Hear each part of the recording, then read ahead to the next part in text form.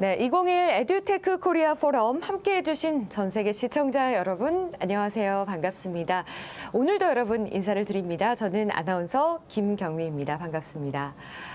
네, 어느덧 저희 포럼 마지막 날이 되었는데요. 세 번째 날에도 함께해 주신 여러분께 감사의 말씀을 드리겠습니다. 오늘도 많은 분들의 관심과 또 적극적인 참여를 기다리도록 하겠습니다. 네, 오늘 트랙 D로 시작을 하겠는데요. 새로운 시대, 새로운 인재라는 주제로 트렌드, 사례, HRD에 대해서 각각 알아보는 시간을 준비했습니다. 자, 그럼 첫 번째 순서로 D1을 바로 시작하도록 하겠습니다.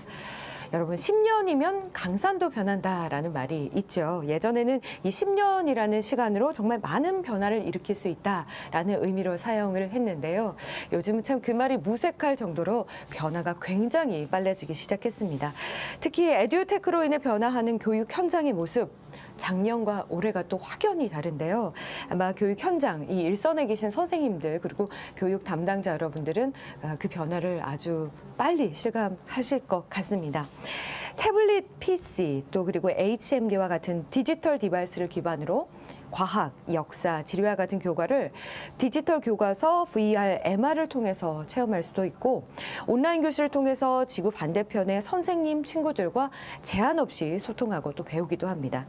자, 오늘 이 시간에는요, 2021년 에듀테크의 최신 트렌드를 여러분과 함께 공유하는 시간으로 마련을 해봤습니다. 첫 번째 발표 바로 소개를 해드릴게요. 이 홀론 IQ의 창립자이자 공동 CEO인 마리아 스피스 대표님께서 준비를 해주셨습니다. 글로벌 교육 혁신 및 투자 동향이라는 주제로 발표를 해주실 텐데요.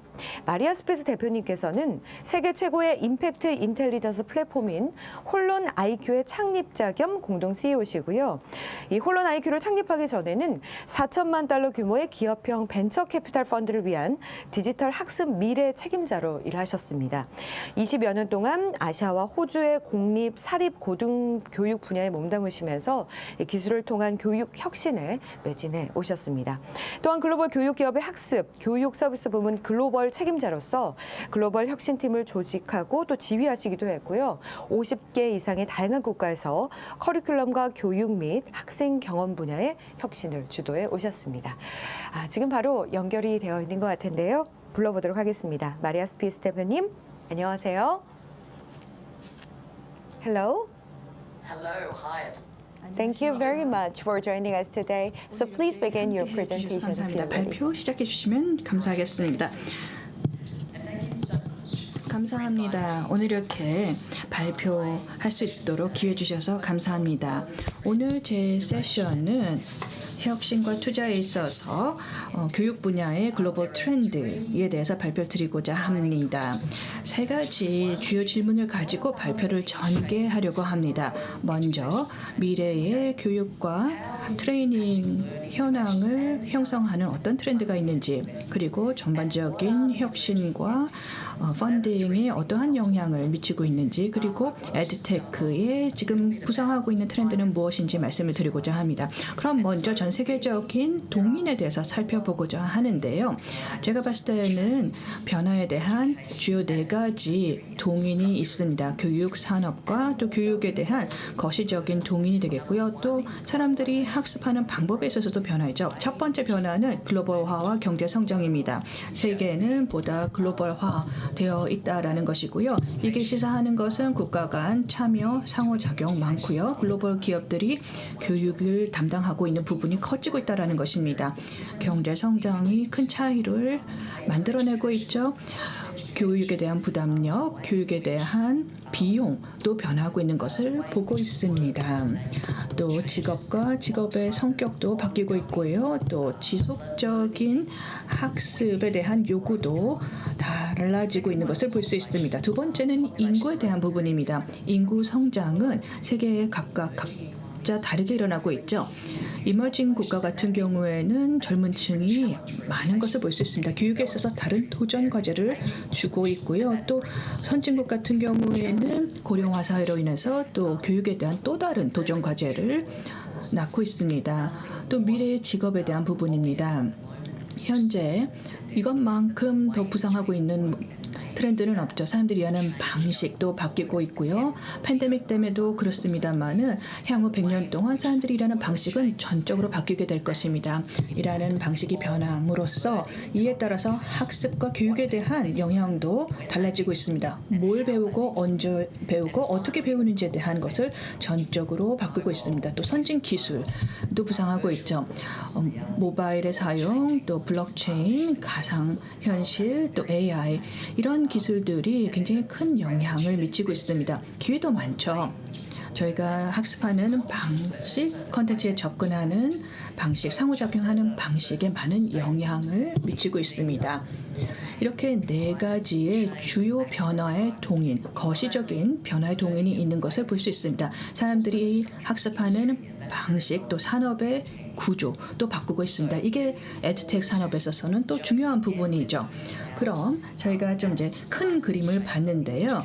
전반적인 그 에듀텍 교육 시장의 규모를 보도록 하겠습니다. 교육 시장 자체는 굉장히 큽니다. 수조 달러에 달하는 시장이죠. 2025년까지는 7조 달러가 넘을 것으로 예측되고 있습니다. 여기서 흥미로운 것은 지금 이 그래프, 이 도넛 그래프의 구조의 변화입니다. 우선 초중고 교육 과정 같은 경우는 거의 반을 차지하고 있죠. 여기에는 큰 변화가 없습니다. 그런데 대학과 또 워크포스 업스킬링 같은 사내 교육 같은 경우 지금 초록색과 파란색으로 되어 있는 부분이 그 사이즈가 많이 바뀌었습니다. 2018년부터 2025년까지 큰 변화를 목도하고 있는데요. 많은 분들도 경험하고 계시고 목도하고 계시겠습니다만은 지금 더 많은 초점이 인력의 업스킬링 또 스킬 재교육에 투자되고 있는 것을 볼 수 있습니다. 대학 이후의 새로운 자격증이라든지 인증 제도에 많은 교육이 들어가고 있는 것을 볼 수 있고요. 이렇게 또 일의 성격이 변화하고 있고 또 기술이 변화함에 따라서 성인이 배워야 되는 학습이 또 달라지고 있습니다. 사실 사람들이 배워야 되는 것은 성인이 되면서 학위보다는 단기 과정으로 비정기로 일어나고 있는 교육 과정이 더 많이 필요로 하고 있는 것을 볼 수 있습니다. 이게 에듀텍에서도 부상하고 있고요. 또 교육에서 기술이 사용되는 방식을 보게 되면 전체 교육 영역에 걸쳐서 디지털 지출 자체는 굉장히 작습니다. 2025년까지 보더라도 전체 교육 지출에서 5.2%만이 디지털 관련된 지출입니다. 이 수치는 작아 보이죠? 작지만은 그런데 대부분의 교육에 대한 지출은 선생님, 교육자, 그리고 물리적인 인프라, 학교에 투입되고 있는 것을 볼 수 있습니다.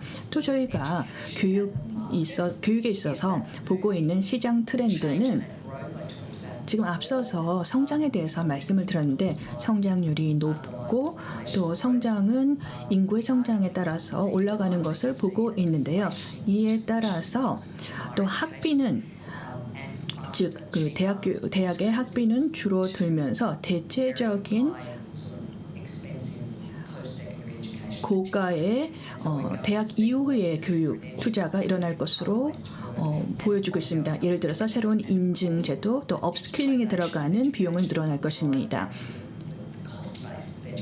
전반적인 이 비용을 보게 되면 교육 비용은 굉장히 비쌉니다만은 디지털화로 인해서 이 비용은 낮아질 수 있을 것으로 예측되고 있습니다. 이게 전체 교육에 있어서의 주요 트렌드인데 에듀텍만 보게 되면은 저희가 목도하고 있는 것은 에듀텍은 일반적으로 성장하는 것을 볼 수 있습니다. 특히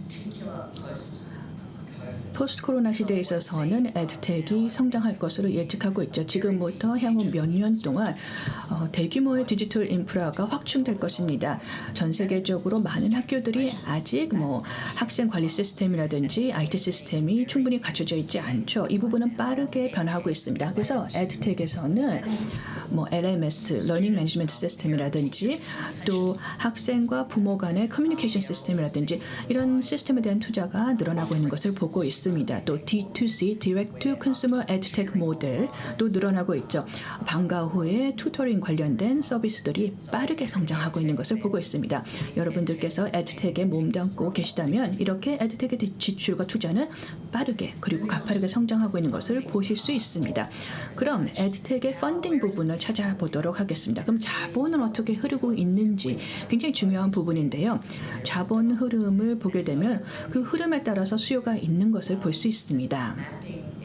이렇게 에듀텍 VC 펀드를 지난 10년 동안 어디에 투자되고 있는지를 따라가 보니까 이 차트에 보면 다 담아져 있습니다. 어디에 성장이 있는지를 한눈에 볼 수 있죠. 굉장히 꾸준하게 안정적으로 2015년까지 투자가 이루어지고 있다가 좀 정체가 2016년 그리고 2017년 약간의 정체가 있었습니다. 그리고 2020년 같은 경우에는 160억 불에 달하는 VC 펀드가 투자되고 있고요.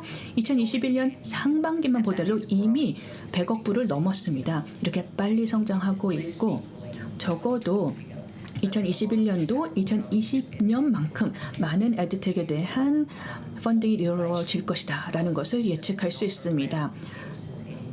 더 이상 이 에듀텍은 부수적인 부분이 아니고 교육 부분에 있어서 핵심적인 투자 영역으로 부상하고 있는 것을 볼 수 있습니다. 또 한 가지 제가 말씀드리고 싶었던 것은 전통적으로 이 시장은 B2B 시장이었습니다. 즉 기업과 기업 간의 B2B 비즈니스가 훨씬 컸습니다.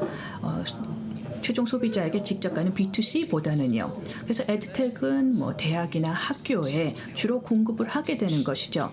그래서 학생들의 교육을 지원하는데 주로 이루어졌다면은 근데 지난 수년 동안 저희가 보고 있는 것은 굉장히 꾸준하게 B2B뿐만 아니라 B2C 쪽에 자금이 흘러가고 있다라는 것입니다. 굉장히 흥미로운 트렌드이고요. 전 세계적으로 나타나는 공통 트렌드이기도 합니다.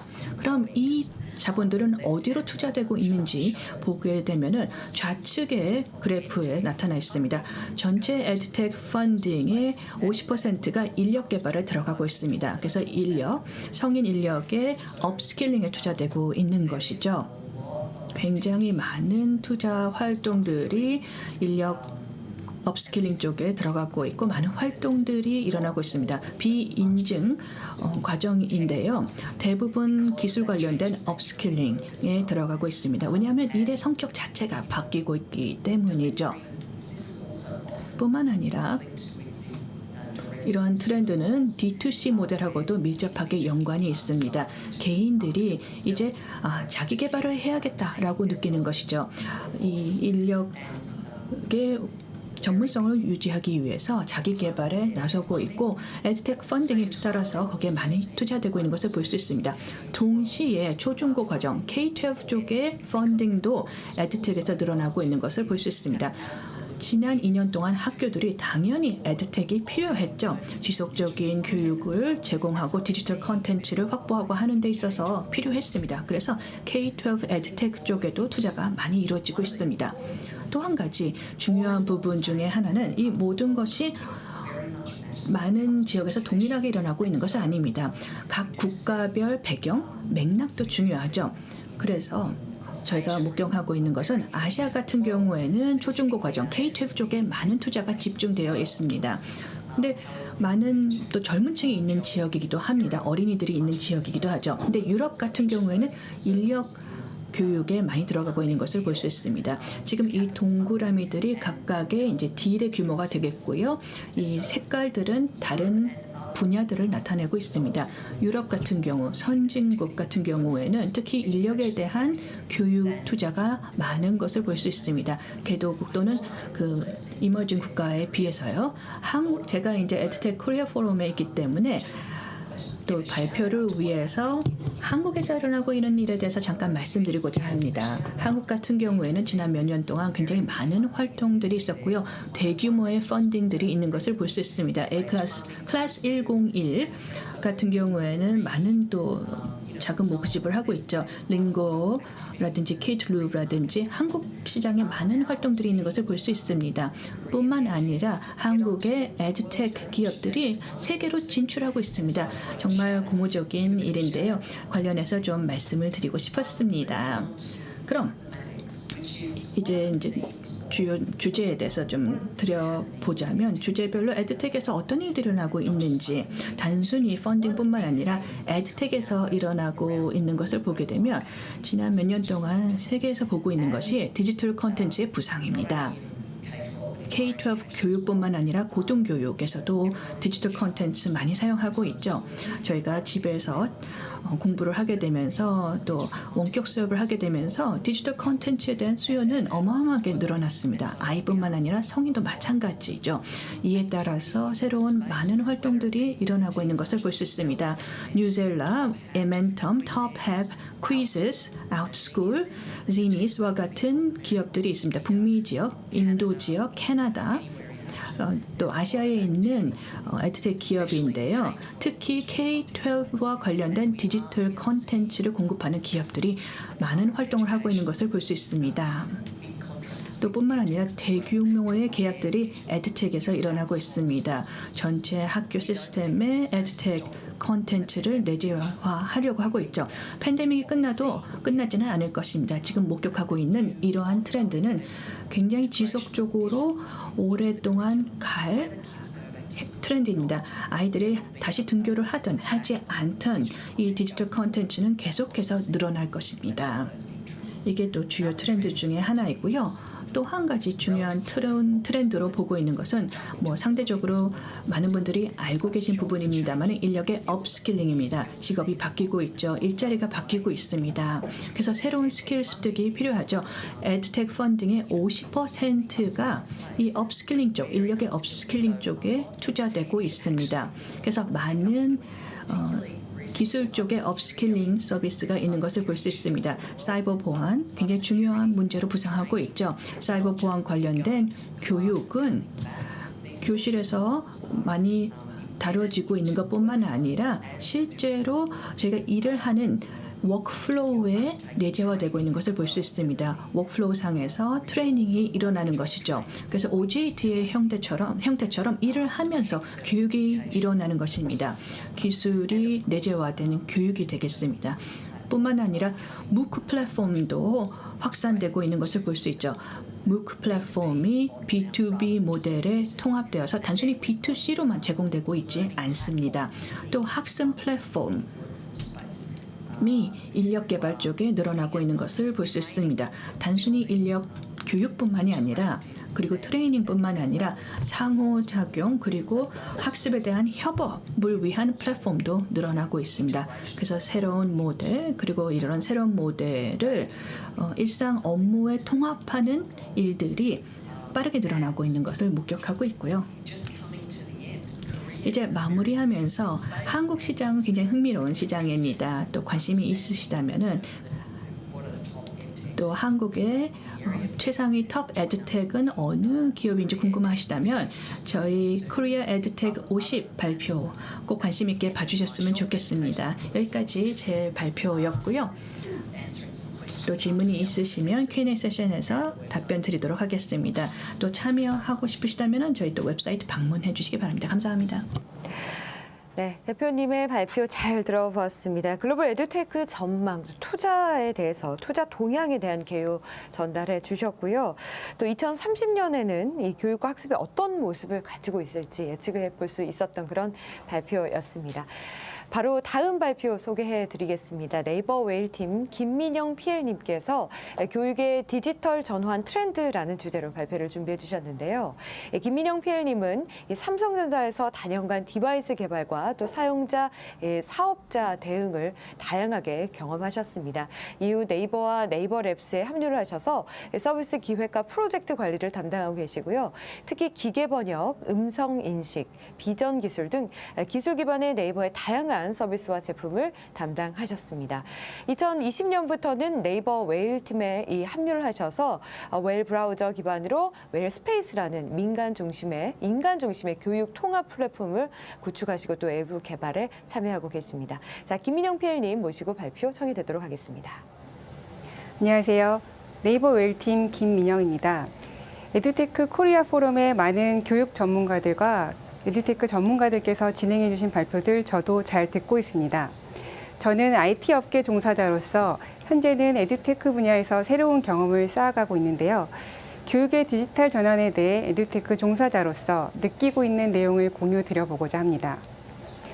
고관여.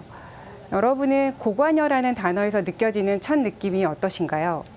저는 회사 동료나 주변 지인들과 이야기할 때 종종 고관여라는 단어를 사용하곤 합니다. 주로 교육에 관한 소재 이야기를 할 때 사용하는데요. 예를 들어 학생들의 교육 관련해서 고관여 선생님에 대한 이야기나 자녀 교육에 관련해서 고관여 엄마, 고관여 아빠들에 대한 이야기를 할 때입니다.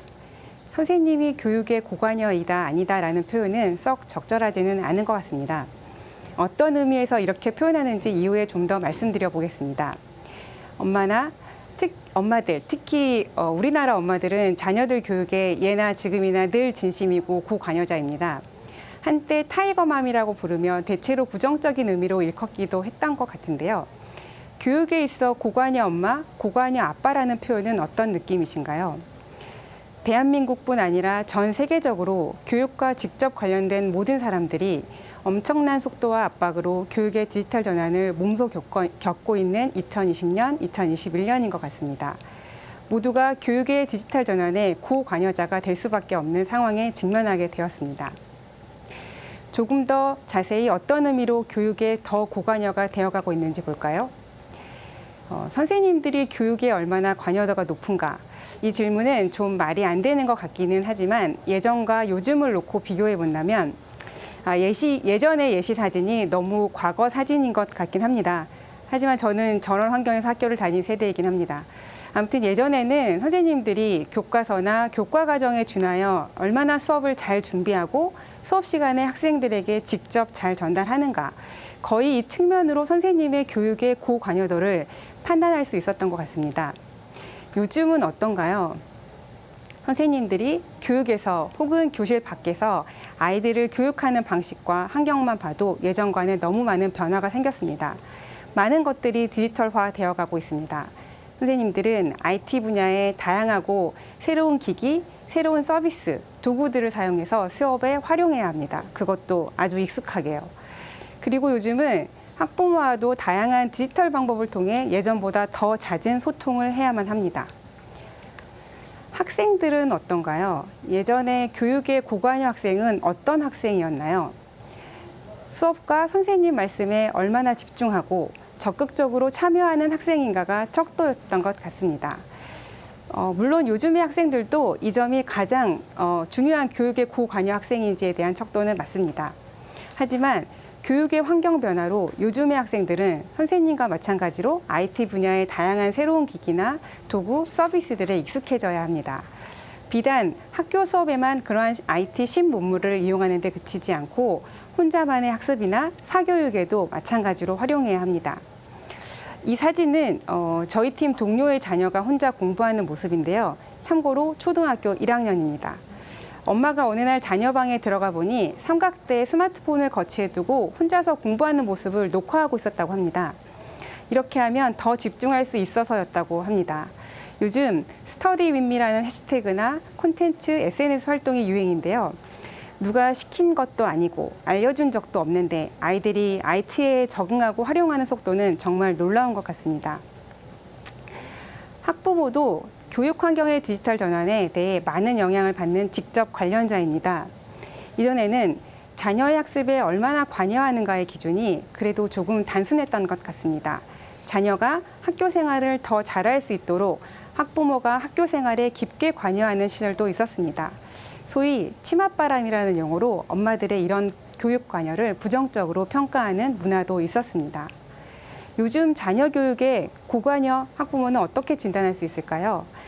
학교 생활 범주로만 국한하지 않고 다양한 교과외 활동까지 범위를 넓혀서 자녀 교육 정보를 오프라인, 온라인으로 수집하고 활용하는 학부모님들도 많습니다. 고관여 학부모일수록 소위 에듀테크 관련한 서비스나 기기에 대해 유연한 시도를 하거나 실제 자녀 교육에 활용하는 분들도 많습니다.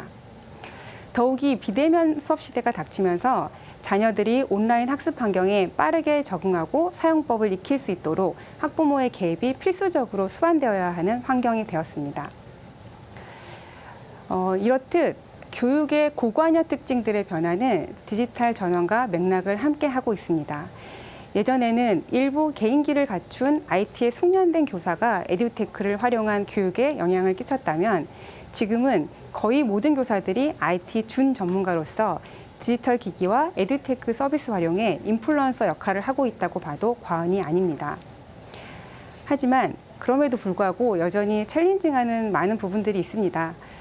과연 IT 활용에 얼마나 숙련되어야 하는가 하는 점도 참 어려운 것 같습니다.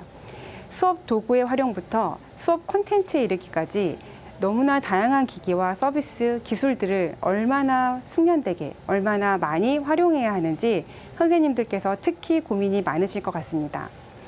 또 학교에서나 가정에서나 교육의 디지털 전환에 대한 환경은 충분히 준비가 되었는가 하는 점도 이슈입니다. 여전히 휴대폰으로 비대면 수업을 참여하는 학생들도 많은 것으로 압니다.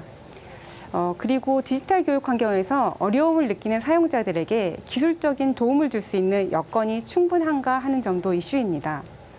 학교를 가지 못하고 집에서 비대면 수업을 참여해야 하는 상황에서 작년과 올해 가정이나 학교에서 참 많은 어려움이 있었습니다. 또 하나의 어려운 이슈는 교육의 디지털 전환이 가속화되면서 교육 격차는 줄어들 것인가 아니면 오히려 더 늘어날 것인가 하는 부분도 큰 챌린징 요소인 것 같습니다.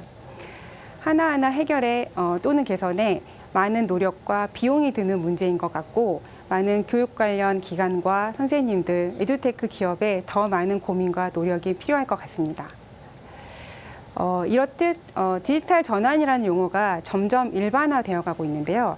디지털 트랜스포메이션이라는 용어의 사전적 의미는 디지털 기술을 사회 전반에 적용하여 전통적인 사회 구조를 혁신시키는 것이라고 한국정보통신기술협회에서 정해 주셨네요.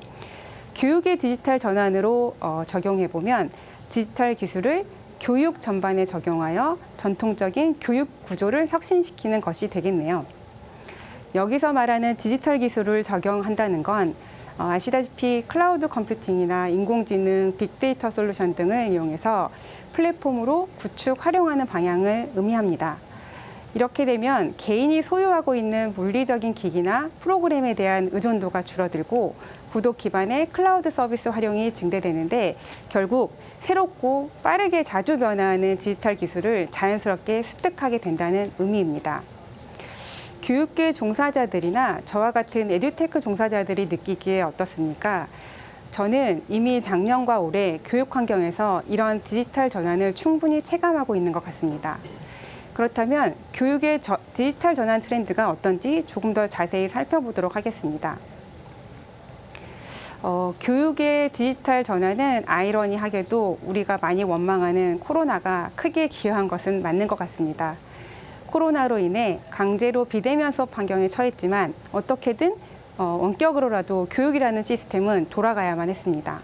코로나 시대에서 교육이라는 시스템을 돌아가게 하기 위해서는 디지털 기기, 에듀테크 플랫폼, 다양한 서비스를 10분 활용해야만 했습니다. 이전에는 교육용 기기나 에듀테크 서비스들은 만드는 주체, 즉 기술력과 자본력이 있는 회사가 주도하고 일부 에듀테크 고관여 교사나 학부모들에 의해 일종의 개인기로 교육에 활용되는 정도였습니다. 그만큼 교육의 디지털 전환 속도가 그리 빠르지 않았던 것 같습니다. 하지만 지금은 대다수의 선생님들이 어지간한 디지털 기기를 직접 다루고 다양한 공공과 민간의 에듀테크 서비스와 콘텐츠를 수업에 활용하고 계십니다.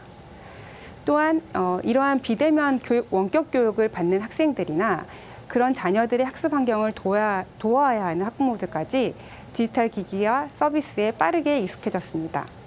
제 생각에는 하루도 빠짐없이 교실 내에서나 교실 밖에서 디지털 기기나 에듀테크 서비스를 통해 교육과 학습이 진행된다고 봐도 될 것 같습니다. 결국 교육에서의 디지털 전환에 있어 주역은 바로 교사, 학생, 학부모, 즉 사용자가 되었습니다. 비대면 교육 환경 또는 블렌디드 수업을 위해 교사와 학생 사용자가 디지털 기술과 서비스를 활용하는 데 익숙해져야 하고 거기서 발생하는 불편함과 어려움을 기업들이 빠르게 캐치하여 더 발전시키는 방향이 트렌드입니다. 그리고 예전에는 상업용이나 기업용으로 쓰였던 디지털 기기나 서비스들이 교육용으로 사용성이 확대되거나 탈바꿈된 사례가 많다는 점도 또 하나의 트렌드인 것 같습니다. 그리고 1인 1 교육용 디바이스 환경으로 빠르게 전환되는 점도 있습니다. 교육을 위한 디지털 기기나 서비스들의 특징들도 살펴본다면 저는 일단 쉬워야 한다고 생각합니다.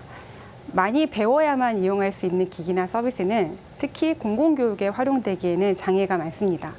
그리고 좋은 가이드가 필요합니다.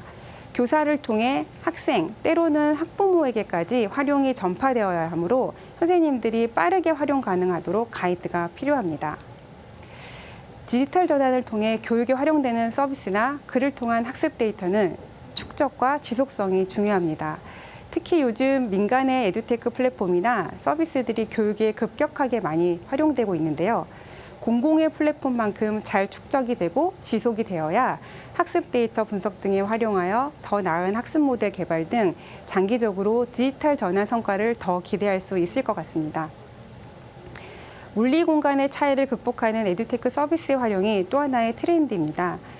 누구나 사용하는 화상 수업 서비스나 요새 핫한 메타버스 서비스, 또 온라인 공동 작업 서비스 등 사회 전반적으로 핫한 서비스들이지만 작년부터 어떤 분야보다도 특히 교육 쪽에서 아주 트렌디해졌습니다. 또 하나 공공과 민간의 결합도 교육 분야에서 진행 중인 다양한 시도와 관련된 디지털 전환 트렌드입니다. 이러한 교육의 디지털 전환 트렌드에 웨일팀도 올해부터 본격적으로 대응 중인데요. 여기서부터는 네이버 웨일팀에서 올해 정식 오픈한 웨일 스페이스를 통한 교육의 디지털 전환 대응과 관련한 내용입니다. 웨일팀은 작년에 불어닥친 코로나 여파로 한국 교육 환경과 미래형 수업 환경에 대한 대응을 착수했습니다. 그 결과 웨일 브라우저라는 기반 소프트웨어를 바탕으로 클라우드 기반의 교육 서비스 플랫폼인 웨일 스페이스를 만들어 교육의 디지털 전환에 본격적으로 참여하게 되었습니다. 웹 환경을 통해 기기에 대한 서비스 의존성을 최소화하여 교육용 서비스와 플랫폼의 기능을 담으면 언제 어디서나 손쉽게 활용할 수 있는 교육 플랫폼이 될 수 있을 것이라고 생각했습니다. 웹 환경은 원격 수업과 블렌디드 수업의 등장으로 다양한 에듀테크 기술과 콘텐츠를 활용할 수 있는 환경으로 최적이라고 생각합니다. 또한 한국의 K-12 공공교육 상황과 정책에 맞는 플랫폼을 개발하고 그 플랫폼을 통해 축적되는 학습 데이터를 다시 교육에 활용하여 한국형 교육 플랫폼 에코시스템으로 나아가고자 합니다. 웨일 스페이스는 언제 어디서나 빠르고 간편하게 수업을 운영하고 참여할 수 있도록 통합 계정과 브라우저 하나로 수업에 필요한 도구와 콘텐츠를 연결합니다. 웨일 스페이스는 네이버 클라우드의 안전한 환경으로 운영되며 도입기관 단위로 통합 계정을 제공해드리고 그 통합 계정으로 교육 서비스들을 연결하여 학습 데이터를 수집하는 오픈형 플랫폼입니다. 사용자는 PC나 모바일에서 웨일 브라우저와 통합 계정만으로 손쉽게 온라인 수업 환경에 참여할 수 있습니다. 웨일 스페이스를 통해서 다양한 서비스를 직접 이용할 수 있는데요. 우선 교육에 필요한 필수적인 기능에 대응할 수 있도록 여기 보이는 서비스들을 직접 제공하고 있습니다. 플랫폼 이용의 기본이 되는 사용자 계정, 조직, 기기 관리 기능부터 이제는 교육 환경의 필수 요소가 되어버린 온라인 화상 수업 기능도 올해 초 웨일온이라는 기능으로 출시하여 서비스하고 있습니다. 그리고 협업과 공동작업, 소통의 도구인 네이버 웍스 서비스의 모든 기능들도 제공하고 있습니다. 메일, 메신저, 캘린더, 드라이브 등을 이용할 수 있습니다. 온라인 수업 관리 도구로 활용할 수 있도록 무크형 강좌 시스템인 에드위드를 공교육 환경에 맞춰 개선한 버전인 웨일 클래스도 제공하고 있습니다. 이 밖에도 음성 합성, 음성 인식, 클로바 AI 등 네이버 AI 기술을 활용한 서비스인 클로바 더빙과 클로바 노트 서비스도 웨일 서비스 플랫폼을 통해 제공됩니다. 웨일 스페이스는 앞서 말씀드린 대로 한국형 교육 플랫폼 에코시스템으로 나아가고자 합니다. 웨일 스페이스 플랫폼이 제공하는 핵심 기능을 중심으로 교육용 서비스와 콘텐츠를 제공하는 공급자는 학교, 교사, 학생 등 사용자에게 필요한 서비스를 제공하고 플랫폼에 쌓이는 사용자 데이터와 학습 데이터는 공급자와 교육기관에 제공되어 공급과 소비가 선순환할 수 있는 디지털 교육 에코시스템을 만들고자 합니다. 아직 웰스페이스의 플랫폼의 기능을 다방면으로 수행하기 위해 해야 할 일이 많지만 지금 소개해드리는 교육기관과 학교의 디지털 전환 관련 좋은 사례들이 있어 마지막으로 소개하고자 합니다. 이 화면은 웨일 브라우저의 새 탭이라는 빈 공간을 이용을 해서 경남교육청에서 경남교육청 웰스페이스 사용자들에게 일종의 대시보드 형태로 다양한 정보와 기능을 이용할 수 있는 통로로 활용할 수 있도록 자체적으로 개발한 웨일 새 탭 확장 앱을 설치한 모습입니다. 학교마다 개별 홈페이지나 개별 서비스 페이지를 거치지 않아도 브라우저에 로그인 한 번만으로 빠르게 접근 가능한 기능들과 정보들을 담고 서비스하고 있는 사례입니다. 두 번째 사례는 구미 현곡고등학교 사례입니다. 실시간 원격 수업과 블렌디드 수업 진행을 위해 다양한 방법을 검토 중이셨던 현곡고등학교 정보담당 선생님과 연결이 되어 웰스페이스가 현곡고등학교에 적용되었습니다. 현재 웨일온을 통한 실시간 원격 수업이나 원어민 교사 원격 블렌디드 수업, 교직원 원격 K, 부모 원격 상담 등 비대면 환경에서 진행 자체가 어려울 수밖에 없었던 다양한 이슈를 웨일온을 통해 해결하고 있습니다. 특히 현곡고등학교에서는 학교에서 웨일스페이스의 모든 기능들을 직접 사용해보고 편리한 기능들에 대한 사용 후기를 사용자별로 정리해서 매주 웨일팀과 온라인으로 의견을 공유하고 학교 현장에서 필요로 하는 추가 기능들에 대한 아이디어도 교류하고 있습니다. 마지막 사례는 대전 이문고등학교 사례입니다. 작년과 올해 어느 학교에서든 사용할 수밖에 없었던 줌이나 웨일온과 같은 원격 화상 수업 도구 외에 대전 이문고등학교는 학생과 그리고 학부모와 소통의 수단으로 웰스페이스를 잘 활용하고 있습니다. 브라우저 안에서 학생들에게 효율적으로 수업을 제공할 뿐 아니라 교사가 필요한 다양한 학습 도구들을 사용하도록 하고 수업뿐만 아니라 선생님들의 행정 업무까지 함께 이루어지도록 구성하여 이문고만의 특화된 스마트하고 간편한 학습 시스템으로 네이버 웰스페이스를 이용 중입니다. 이문고등학교는 교사와 학생뿐 아니라 학부모에게까지 웰스페이스 계정을 발급하여 웰스페이스에서 제공하는 네이버 웍스 서비스를 통해 간편하게 연락을 취하고 학년반과 같은 어떤 학교 내의 물리적인 조직 외에도 별도의 그룹 기능을 이용을 해서 그룹에 대해 공지사항, 자료 전송까지 다양한 소통의 도구로 편리하게 사용 중이십니다. 예를 들어 학부모 공개 수업 진행 시 학부모님과의 소통을 기존의 가정통신문 외에 네이버 웍스를 통해 공지하고 실제 진행은 웨일온을 통해 화상 공개 수업으로 진행했습니다. 웨일온으로 화상 수업을 한 경우 접속 내역을 파일로 받아볼 수 있는 점, 그래서 학생들의 출결을 수업 중에 따로 확인하지 않아도 되는 점을 학교에 최적화된 기능으로 뽑아주셨습니다. 또 웨일 클래스를 통해 수업 후 복습을 위한 간단한 퀴즈를 만들거나 설문조사 시 웰스페이스 계정 정보 기반으로 실명으로 참여 의무를 확인할 수 있는 점도 디지털 교육 환경에서 아주 유용하다고 합니다. 이렇듯 오프라인 환경에서 학교에서 벌어지는 대부분의 일들이 웰스페이스의 활용을 통해 디지털 전환 환경으로 빠르게 적응해 나가고 있습니다. 말씀드린 대로 교육의 디지털 전환의 리딩 주체는 선생님과 학생, 학부모, 사용자가 되었습니다.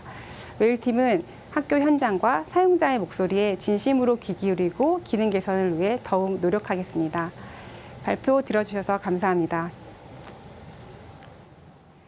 네, 김민영 PL님 발표 잘 들었습니다. 교육 환경 디지털 전환이 정말 가속화되었었죠. 바로 작년과 올해 바로 피부로 느끼셨을 텐데요. PL님이 네이버에서 하셨던 여러 가지 방향성, 추진, 그리고 지금까지 성과, 사례에 대해서 하나하나 다 살펴주셨고요. 네이버에서 제공하는 교육 플랫폼 그리고 서비스 환경을 알 수 있었던 유익한 시간이었습니다. 자, 다음 발표 바로 소개를 해드리도록 하겠습니다. 구글 교육팀 송은정 부장님께서 준비를 하고 계시는데요. 기술 지원 학습 교육이라는 주제로 발표를 준비해 주셨습니다. 송은정 부장님은요, 구글 교육팀 매니저로 구글 클래스룸을 비롯한 교육 프로그램 지원을 담당하고 계십니다. 현재 동국대학교 AI 융합 교육 전공 겸임 교수를 하고 계시고요. 교육 현장과 또 IT 업계를 아우르는 경험을 바탕으로 기술과 교육을 연결하는 다양한 활동을 하고 계십니다. 기대가 되는데요. 송은정 부장님의 발표 지금부터 함께 하시겠습니다. 네, 안녕하세요. 구글 교육팀의 송은정입니다. 오늘은 기술이 열어가는 교육의 미래에 대해서 여러분과 함께 이야기를 나누어 보겠습니다. 먼저 영상 하나 보시고 시작하실게요. 역사를 가르치면서 틈날 때마다 하는 말이 역사가 발전할수록 소외되는 사람들이 줄어드는 거다라는 말을 제가 많이 합니다. 예전에는 차별이 당연했던 사람들이 지금은 평등이 당연한 세상이 되고 있고 그런 사람들도 조금 더 평등의 방향으로 나올 수 있어야 한다라는 생각을 심어주고 싶어서 계속 강조를 하고 있습니다. 저는 서현중학교에서 역사를 가르치고 있는 류창동이라고 합니다. 국내 시각장애인 중에서 처음으로 역사 교사가 되었습니다. 역사를 배우고 있는 이 친구들이 자신의 삶에 좀 고민이 되는 순간에 지식들을 적용하는 기회들을 좀 만나게 해주는 게 가장 이상적인 목표인 것 같습니다. 항상 저희를 되게 아껴주시는 게 느껴지고 질문을 되게 자유롭게 하고 부담스러워하지 말라 이런 말씀을 되게 많이 해주셨던 것 같아요. 온라인 수업을 위해서 만들어 놓은 플랫폼들이 시각장애를 가지고 있는 교사나 학생들이 사용하지 못하는 부분들이 많습니다. 이전에 사용했던 플랫폼에서는 제가 로그인까지밖에 할 수가 없었어요. 그런데 구글 클래스룸이 온라인 수업 플랫폼이 되면서 제가 로그인을 하고 수업을 하는 각 반 클래스에 찾아 들어가고 거기에 올라온 수업을 확인하고 아이들이 단 댓글을 확인하고 그 댓글에 대한 피드백 댓글을 쓰고 그런 것들, 그러니까 클래스 안에서 이루어지는 상당히 많은 작업들을 제가 스크린 리더를 활용해서 혼자 할 수 있게 됐습니다. 질문을 저희가 했던 걸 피드백 해주시고 마지막에 관련 영상을 또 찾아주셔서 온라인에서도 효율적으로 공부할 수 있도록 도와주셨습니다. 제가 잘할 수 있는 부분이 다름이라고 하는 가치를 알려줄 수 있는 일이라고 생각합니다. 아이들이 나중에 주변의 시각장애를 가진 친구나 동료를 만났을 때 공동체 일원으로 받아들일 수 있는 그런 역량을 충분히 기를 수 있는 기회가 될 거라고 생각합니다.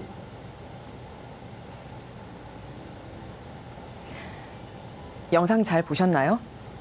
네, 교육이 학생들을 지원하는 측면에 다양한 이야기들은 많이 이제 회자되지만 교사를 지원하는 측면의 이야기들은 또 이렇게 다른 측면의 영상을 통해서 보실 수 있을 것 같아서 준비를 했습니다.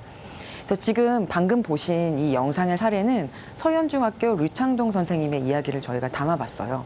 그래서 다른 지원이 필요하시지만 또 다른 가능성을 가지고 있는 선생님들과 학생들을 지원하기 위해서 저희 구글은 다양한 테크놀로지를 교육 현장에 도입하고 있고 또 이런 전반적인 노력에 대해서 오늘 소개를 해드리려고 합니다.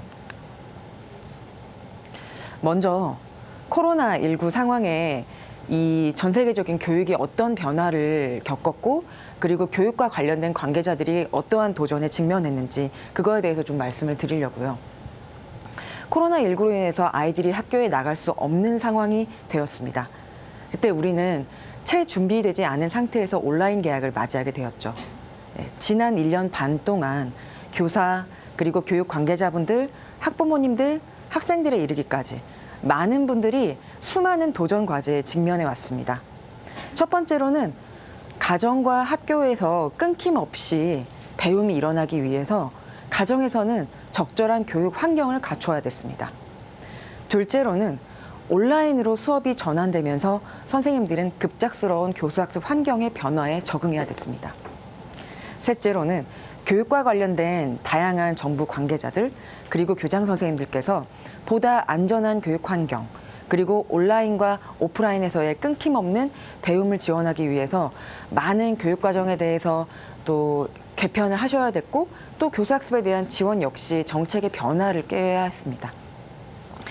이런 여러분이 다 지금까지 겪으셨던 변화의 상황에서 구글은 어떻게 학교 현장을 지원을 했을까요?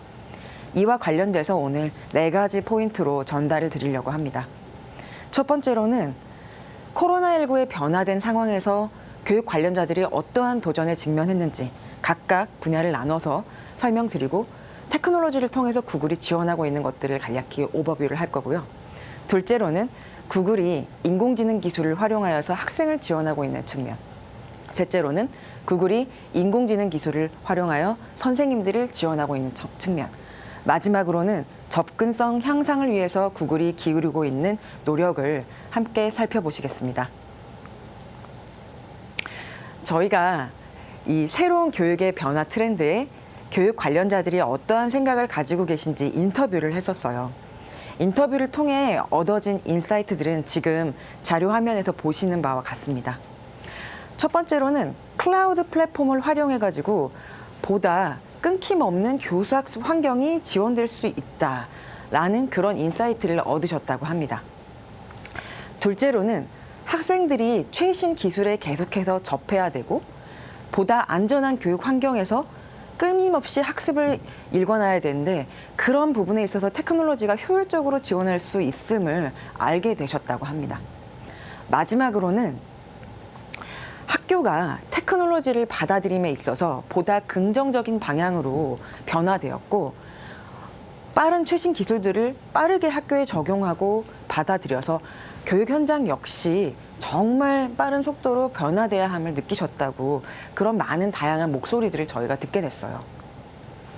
자, 그러면은 기술을 학교에 적용하는 데 있어서 장벽이 되는 점들은 무엇인지 그리고 구글은 어떠한 방법을 통해서 이를 해결하고 있는지 한번 살펴보겠습니다.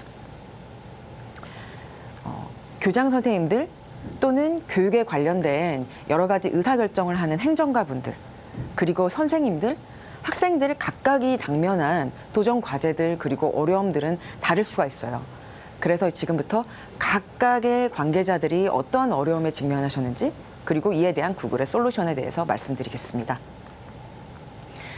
자, 먼저 교육 관계자 그리고 교장 선생님들이 느꼈던 위협은 첫 번째로는 privacy and security, 그래서 개인정보 보호와 보안에 대해서 우려하는 시각들이 다소 있었습니다. 온라인 수업으로 전환이 되면서 안전한 교실 교육 환경을 우리가 네트워크상으로 옮겨와야 했습니다. 그래서 많은 선생님들이 구글 클래스룸을 통해서 학생들과 안전한 수업 환경을 만들어 가셨는데요. 저희 구글 클래스룸은 외부 인사들이 온라인 수업 환경에 함부로 들어오실 수 없도록 이렇게 안전한 그런 환경을 구축을 해드리고 있고요. 그리고 채팅 상황에서도 뭔가 예상치 못했던 그런 메시지가 나왔을 때 교사가 이를 제어할 수 있는 기능들, 그리고 학생들의 목소리를 교사가 적절히 알맞은 인터벤션, 개입을 통해서 수업을 진행할 수 있도록 제어하는 그런 기능들이 선생님들에게 제공되고 있습니다. 그래서 저희 구글 클래스룸과 미트를 통해서 보다 안전한 교실 환경을 구축하고 안전하게 개인정보를 보호하고 보안성이 높은 환경에서 온라인 수업을 진행하실 수 있으셨죠. 교육의 평등성 차원에 대해서도 여러 교육 관계자들이 고민이 많으셨을 거예요. 우리 교육에 있어서 가장 큰 두 가지 화두가 항상 평등성과 수월성이었던 것 같습니다.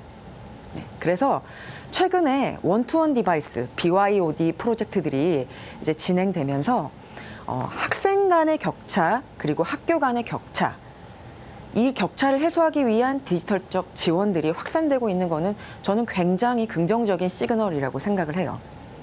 그리고 기술의 확산으로 인해서 많은 학생들이 시공간의 장벽을 뛰어넘어서 언제 어디에서든지 교육 콘텐츠에 접근할 수 있게 됐습니다. 이런 과정에서 구글의 다양한 테크놀로지들이 학생들의 평등성을 보장하는 방향으로 지원을 이어가고 있습니다.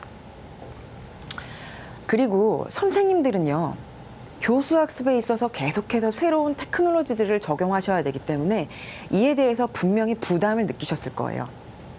기존의 전통적인 교실을 온라인으로 옮기셨어야 되는데 내가 경험하는 모든 그런 교수자로서의 경험들을 다 트랜스포메이션 하셔야 되는 그런 상황에 직면했었죠. 그래서 저희 구글은 선생님들이 쓰시기 편리하고 보다 쉽고 그런 교육 환경을 만들어가기 위해서 계속해서 기능들을 업데이트하고 사용자 중심의 환경을 만들어가고 있습니다. 그리고 선생님들, 코로나로 인해서 동료 선생님들하고 차 한잔 마시고 서로 교육에 대해서 토론을 하셨던 티타임이 많이 줄어들었죠. 네, 주변의 동료 선생님들과 함께 협력하여서 더 나은 교육에 대해서 논의하는 그런 자리들이 다소 코로나19의 영향으로 인해서 줄어들었던 것 같아요. 저희 구글은 GEG라는 구글 교육자 모임을 지원을 하고 있습니다. 그래서 전국의 17개 시도교육청에 선생님들이 모여 계셔요. 전부 다.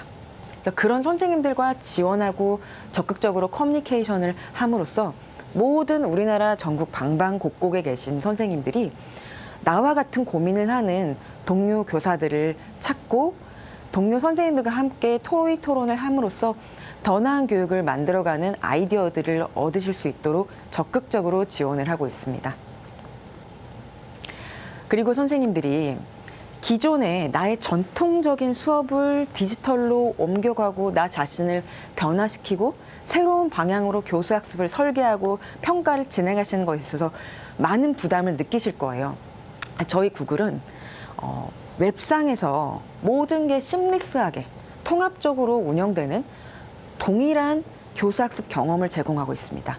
그래서 선생님들이 수업을 변화시키는 데 있어서 보다 쉽고 빠르고 편리하고 안전하게 온라인 기반의 수업을 설계하고 진행하실 수 있도록 지원하고 있고요.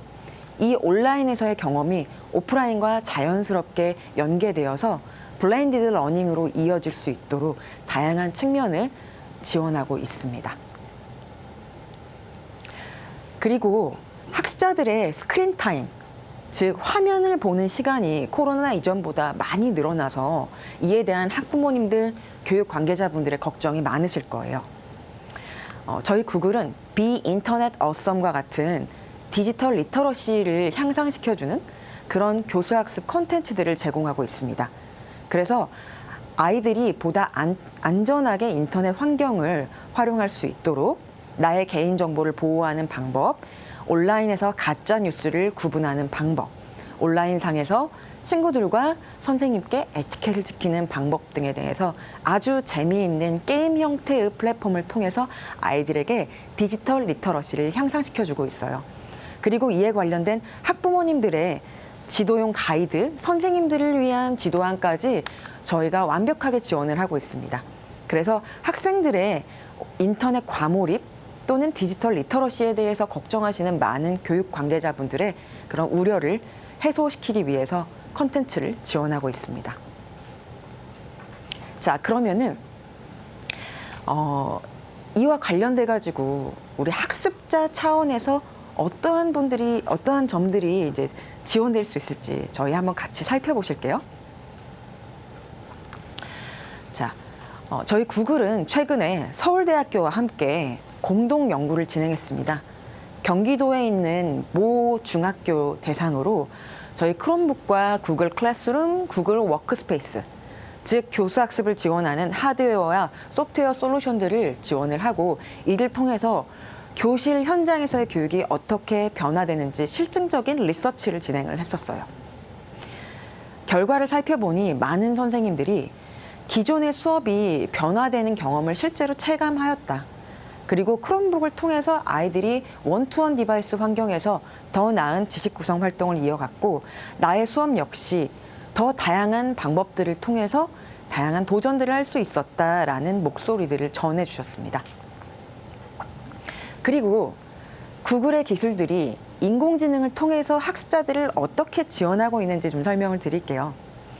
인공지능이 교수학습을 지원하는 아주 중요한 강점 중에 하나가 맞춤형 개별화 학습을 지원할 수 있다는 점입니다. 그래서 학습자들이 내가 얼마만큼 학습을 성취했는지, 그리고 이와 관련돼 가지고 어떠한 피드백이 적절하게 필요한지, 그리고 교수학습 마지막 단계에서는 내가 어떤 성취에 이르게 될 것인지 예측을 통해서 인공지능이 완전한 학습에 도달할 수 있도록 학습자들을 더 지원을 잘 해줄 수 있거든요. 이와 관련돼서 저희 구글 클래스룸은 최근에 학습자들의 데이터를 기록하고 이를 분석해서 적절한 피드백을 줄 수 있도록 지원하는 기능들을 업데이트했습니다. 지난 2016년에 호주에서는 Gone Google이라는 프로젝트를 진행을 했어요. 그래서 무려 5만 명의 학생들이 저희 구글 워크스페이스 플랫폼을 기반으로 교수학습 환경을 트랜스포메이션 하게 됐습니다.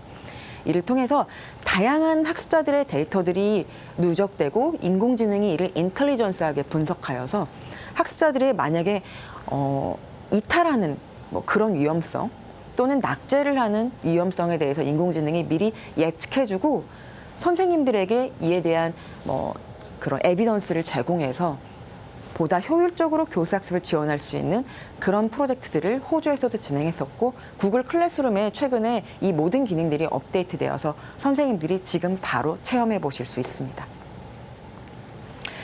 대학 측면에서도 저희가 데이터 드리븐 하여서 AI를 통해서 학습과 수행을 지원하는 다양한 프로젝트를 하고 있는데요. 지금 보시는 화면은 대학교 학습자들의 데이터들이 누적되어서 저희 구글 클라우드 플랫폼에 있는 구글 데이터 스튜디오 BI, 비즈니스 인텔리전스 대시보드를 통해서 학습자들의 데이터가 보이고 이를 통해서 대학에서는 중간에 학업을 중도 포기하는 학생들이 있잖아요. 그리고 또는 뭐 낙제점을 받는 학생들도 있습니다. 이런 학생들을 미리 예측하고 지원하는 다양한 기술적인 플랫폼들을 제공하고 있습니다. 그리고 인공지능 튜터가 우리 학습자들을 어떻게 개별화 지원을 할 수 있을까요? 이에 대해서 조금 더 자세히 살펴보실게요. 지금 보시는 화면은 카네기 멜론 대학교에서 연구한 Socially Aware Robot Assistant 연구에 대해서 지금 보고 계십니다. 우리가 인공지능 튜터가 학생들 한 명 한 명의 각각 시시각각 변화되는 학습자의 감정, 교수 학습적인 요구, 그때그때 상황에 필요한 적절한 피드백을 인공지능이 선생님과 함께 적절한 개별화된 수업을 지원해 줄 수 있다는 점은 여기 지금 이 화면을 보고 계신 많은 교육 관계자분들이 충분히 알고 계실 거예요. 그런데 지금 이 카네기 멜론 대학교의 사례는요. 인공지능 로봇이 학습자들과 상호작용, 인간과 상호작용하는 데 있어서 로봇이 사회적 기술을 사람으로부터 배워서 더 나은 인터랙션을 하는 거를 지금 보고 계세요. 그래서 저희 구글 클라우드 플랫폼의 인공지능 솔루션을 통해서 이러한 부분들이 지원됐거든요. 굉장히 재미있는 연구죠. 자, 학습자들이 소셜 스킬을 기르는 데 있어서 인공지능 튜터의 도움을 받아요.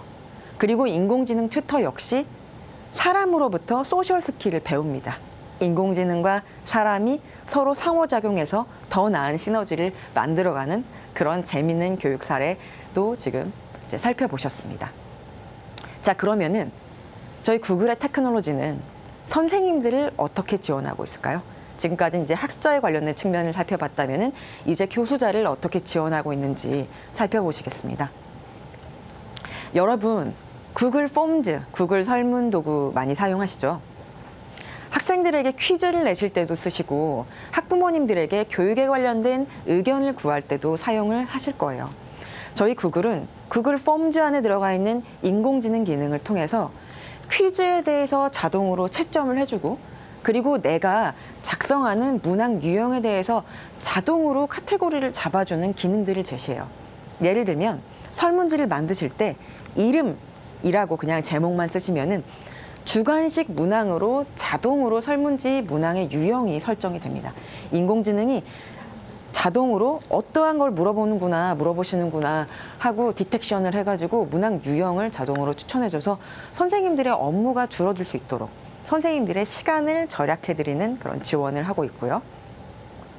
다음으로는 인공지능이 아이들의 작문에 대한 교정을 도와주는 그런 예시를 보고 계십니다. 학생들이 구글 문서에 글을 작성을 하면요. 인공지능 가이드가 어떠한 교정 교열이 필요한지 도움을 주고 있습니다.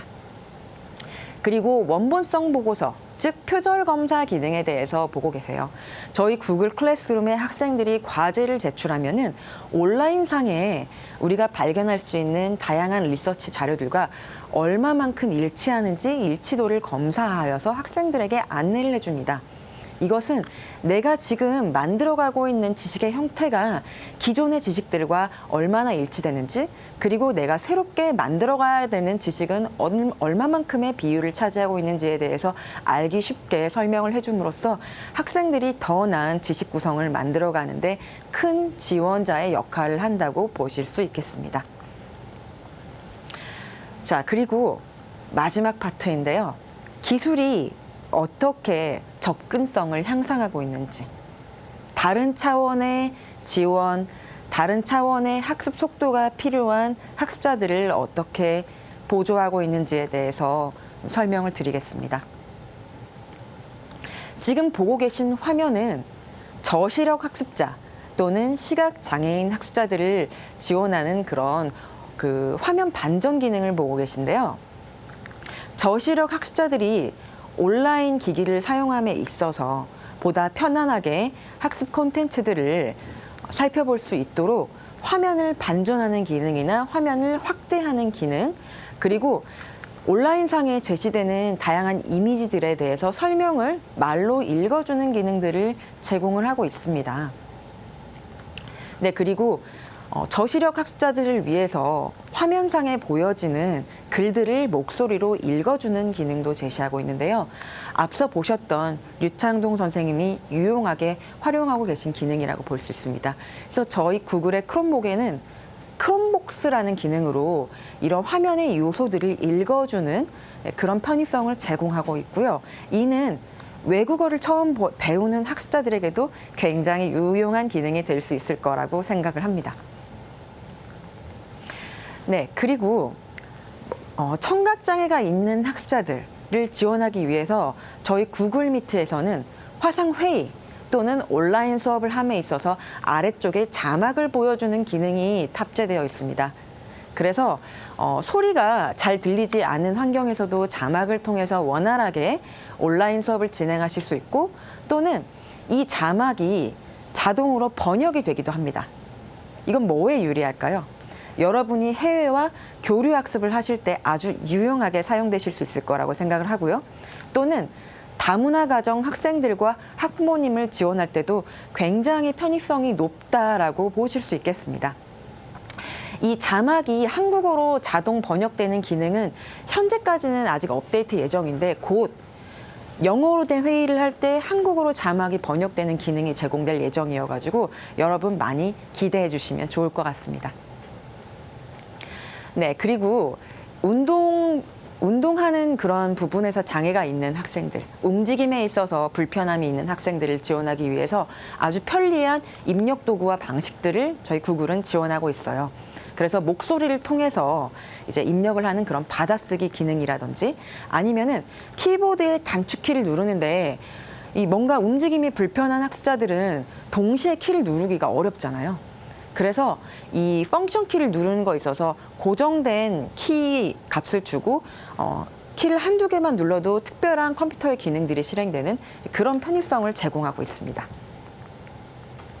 네, 지금까지 학습과 그다음에 학습과 교수를 전반적으로 지원하는 저희 구글의 노력, 그리고 코로나19로 인해서 변화된 상황들, 이에 대한 선생님들과 학생들의 도전 과제, 그리고 이걸 해결하고자 하는 구글의 솔루션들을 다양하게 살펴보셨는데요.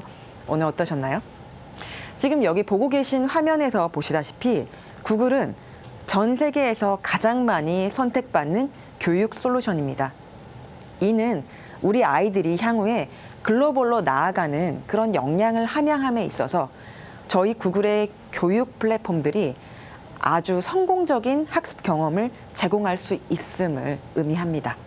이 점을 다시 한번 기억해 주셨으면 좋겠고요.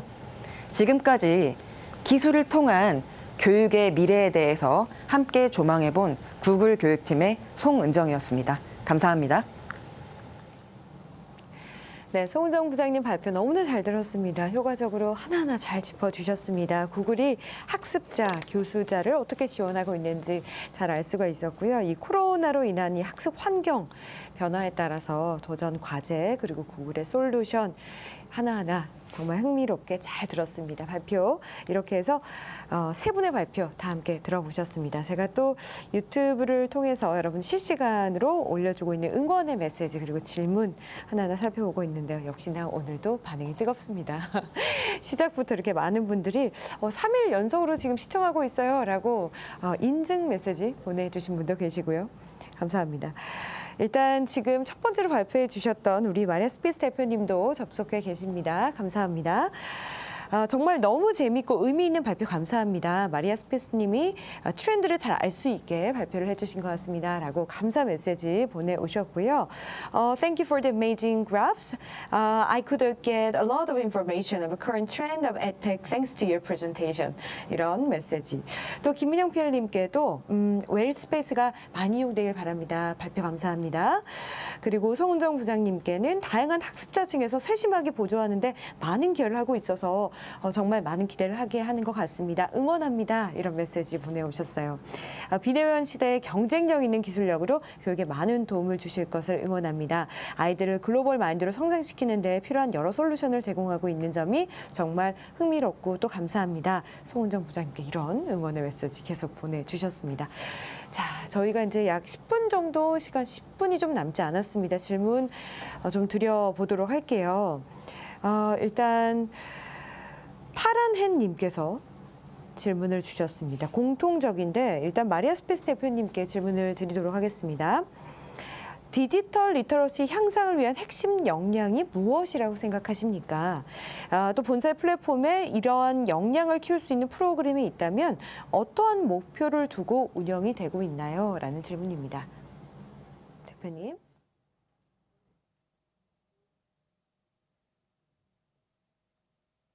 That's right.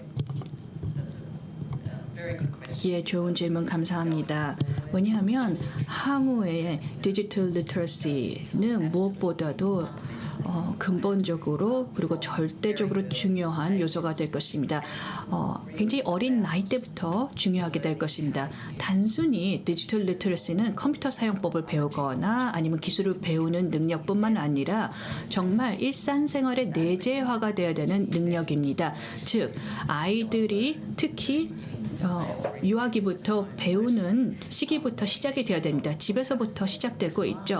별도의 교육을 통해서 디지털 리터러시를 배우는 것이 아니고 디지털 리터러시를 교육과정 전반에 걸쳐서 내재화시키고 또 유아기부터 배울 수 있도록 해야 합니다. 네, 교육 전반에 걸쳐서 디지털 리터러시 교육이 필요하겠고요. 또 그리고 유아기, 그러니까 어렸을 때부터 자연스럽게 정말 배우는 그런 환경이 중요하다라는 말씀을 해주셨습니다. 자, 질문은 계속해서 이어집니다. 변은영님께서 질문을 주셨어요. 송은정 부장님께 드리도록 하겠습니다. 코로나가 종식되었을 때 에듀테크의 전망은 어떨까요? 종식 말만 들어도 너무나 기다려집니다. 이전처럼 대면 수업이 이루어진다면 LMS, 메타버스 플랫폼 등이 실제로 계속 사용될 수 있을까요? 디지털 전환은 흥미롭지만 차근차근 진행된 것이 아닌 긴급 상황 대응책으로 인식이 됩니다. 재난 상황이 끝나면 일상생활로 돌아가는 것처럼 교육 형태도 이전으로 빠르게 돌아가지 않을까요? 저도 궁금합니다. 부장님 어떻게 생각하세요? 네.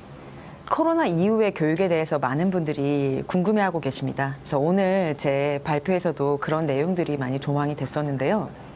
코로나 이전과 이후에 교육 관계자들의 경험 전체가 변화가 되었습니다. 코로나 이전에는 이런 ICT 기술들이 교육을 보조하는 현장에 있어서 다소 제한적으로 일부 기술들만 사용되기 시작했어요. 그런데 코로나 상황을 겪으면서 전 국민이 모든 아이들이 온라인 수업을 받는 걸 가정에서 지켜보셨고 모든 학교들이 기존의 오프라인 교실에서 진행했던 거를 통째로 온라인으로 옮기셨어야 했어요. 그래서 이러한 파괴적이고 광범위한 경험의 변화는 정말 우리 평생에 맞이할까 말까한 그런 변화의 양상이라고 저는 생각이 되거든요. 그래서 사람들의 뇌리 속에 깊숙이 박힌 그런 경험은 쉽게 사라지지 않습니다.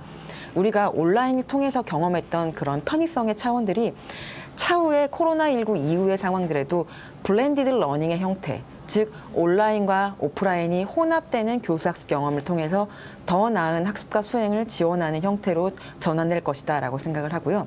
아까 보셨다시피 많은 사람들이 이 코로나19 동안 해외에 못 나가셨잖아요. 그래가지고 글로벌한 교육에 대한 경험에 대한 갈망 역시 커지셨을 거라고 생각해요. 그래서 저희 구글이 제공하는 다양한 글로벌 교수학습의 경험이 여러분의 그런 지금까지 코로나19로 마구마구 쌓여오셨던 그런 갈증들을 해소해 줄 수 있을 거라고 생각을 합니다. 그렇죠. 코로나 파괴적이고 굉장히 광범위한 엄청난 충격적인 변화라는 표현을 써주셨는데 이렇게 우리가 한번 겪었던 이런 큰 변화들은 쉽게 지워지지 않는다. 이제 앞으로의 러닝은 블렌디드가 된 러닝으로 갈 것이다 라고 또 미래를 좀 예측해 주셨습니다. 답변 감사합니다. 질문 굉장히 많이 올라와 있습니다. 이번에는 김민영 PL님께 좀 드릴게요. 여타 다른 MS나 구글의 에듀케이팅 서비스와 웨일의 차별점이 궁금합니다. 되게 저희한테 너무 필요한 질문이고 좋은 네. 질문이라고 생각을 하는데요. 네. 사실 저희는 MS와 구글과의 비견되는 거 자체를 되게 영광스럽게 생각합니다. 네이버에서 웨일 스페이스라는 교육용 플랫폼을 지금 정식 시장에서 대응 중인 지 1년이 안 되었고요. 네이버가 그간의 사용자 대응을 하고 있던 많은 좋은 서비스 중에 또 교육용으로 패키징 할 수 있는 다양한 기능들과 어떤 서비스들이 있었기 때문에 가능한 부분이었고 그런 부분들을 서비스 단위로 발전시키는 것도 물론이고요. 사실 기능적인 부분은 네이버가 아니어도 저희가 오픈 플랫폼을 통해서 외부의 다양한 컨텐츠나 서비스를 도입을 하게 되면 얼마든지 학교나 선생님들이 좋은 서비스를 쓸 수 있는 토대만 만들어 드리면 된다고 생각합니다. 사실 저희가 가져가고자 하는 차이점은 데이터 주권이나 사실은 학습 데이터 축적에 따른 기관과 민간의 어떤 발전 방향성을 도모하고 있습니다.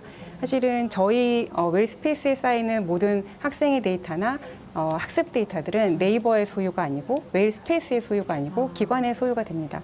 그래서 저희는 그 데이터들을 어떻게 더 잘 쌓을 것인지 그리고 비단 네이버의 데이터뿐만이 아니라 어떤 외부의 서비스도 저희 플랫폼을 통해서 기관과 학생들에게 맞춤형 학습을 될 수 있도록 어떻게 데이터를 축적하고 활용하게 할 것인지에 더 포커스를 둘 예정이고요.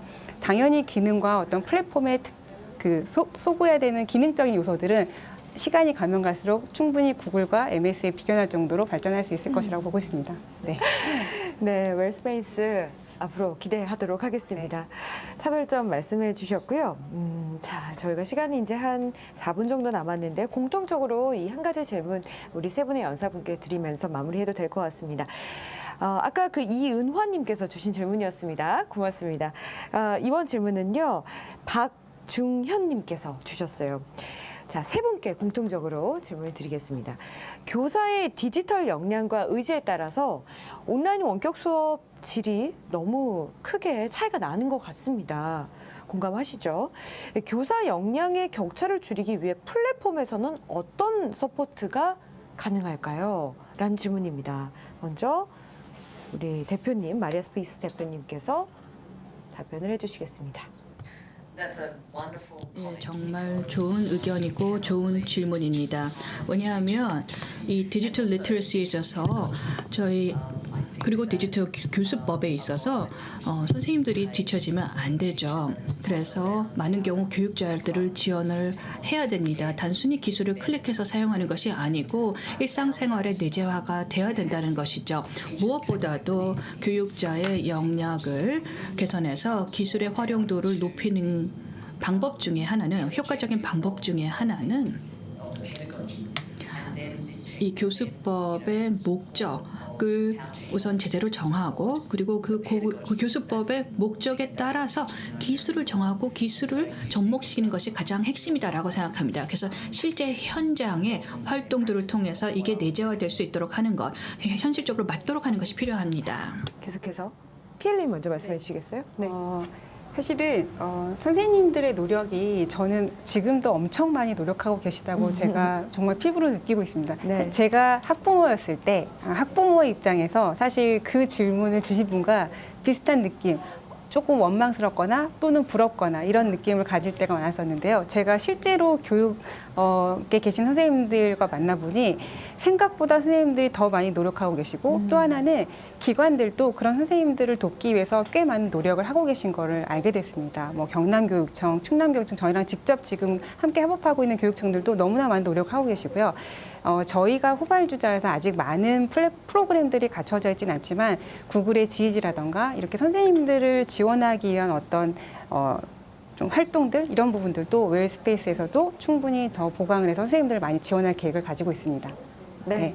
웰스페이스에서도 선생님을 지원할 많은 그런 계획을 가지고 계시는군요. 구글은 어떻습니까? 네.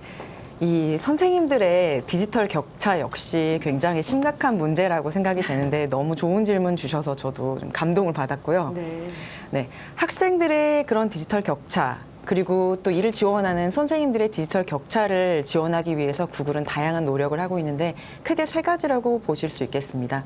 첫 번째로는 저희 구글은 교육자 커뮤니티 그리고 시범 학교를 지원하고 있습니다. 그래서 아까 이제 설명드렸던 GEG 선생님들, 구글 에듀케이터 그룹을 통해서 가까운 지역에서 선생님들이 나랑 같은 고민을 하는 다른 선생님들과 만나 뵙고 서로의 그런 도전 과제들을 해소할 수 있도록 지원을 하고 있고 저희는 구글 레퍼런스 스쿨 프로그램을 운영하고 있어요. 그래서 모든 지역에 디지털로 교육 현장을 혁신하고 있는 그런 학교들을 선정하여서 선생님들이 성공적인 사례를 참조하실 수 있도록 지원을 하고 있습니다.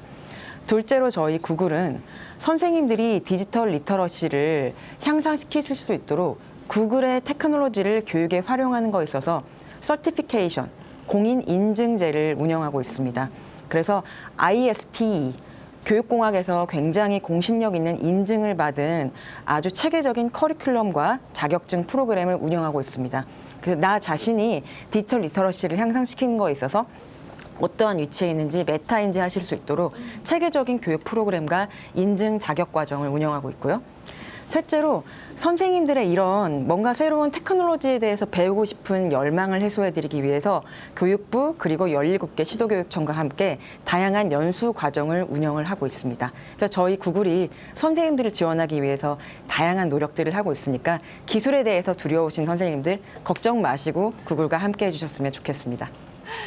선생님들 든든하시죠. 걱정 말고 함께 해달라는 말씀 해주셨습니다. 구글은 학습자뿐만 아니라 교수자를 위한 여러 가지 또 프로그램도 많이 운영하고 있네요.